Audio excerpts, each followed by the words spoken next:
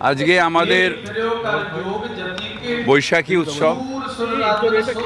আমাদের এখানে যারা শিখ ভাইয়েরা রয়েছেন তাদের সবাইকে অভিনন্দন জানানোর জন্য মুখ্যমন্ত্রী মমতা বন্দ্যোপাধ্যায় আমাকে আর অরূপ বিশ্বাসকে পাঠিয়েছেন।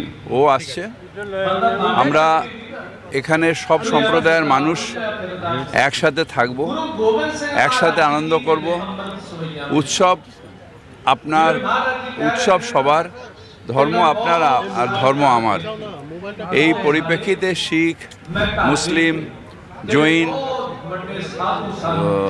খ্রিস্টান, হিন্দু আমরা সবাই একসাথে থাকব, এটাই বাংলার ঐতিহ্য। তাই এই বৈশাখী উৎসবে তাদের শুভেচ্ছা জানানোর জন্য মুখ্যমন্ত্রীর তরফ থেকে আমি এসেছিলাম। এখন পরিস্থিতি ঠান্ডা।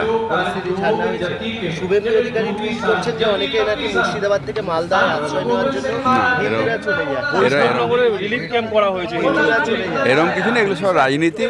আমি এখন সবাইকে বলবো যে রাজনীতির ঊর্ধ্বে উঠে নিশ্চিতভাবে কিছু মানুষ আক্রান্ত হয়েছে, অন্যায় হয়েছে, মানুষের সেবায় ব্রত হওয়া, এখানে রাজনীতি করাটা ঠিক না।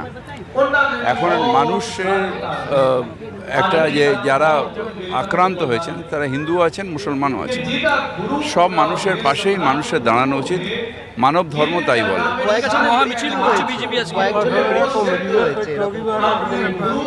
আমিও শুনেছি, আমি জানি না ঠিক, রাজনীতি করার সময় না।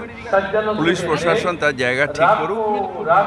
আমরা রাজ্যের প্রশাসনের উপরে বিশ্বাস রাখছি। দেখুন, যারা ক্রিমিনাল তাদের কাছে তৃণমূলও নয়, সাধারণ মানুষ ক্রিমিনালকে ঠান্ডা করতে পারে পুলিশ, এবং পুলিশের সেই কাজ।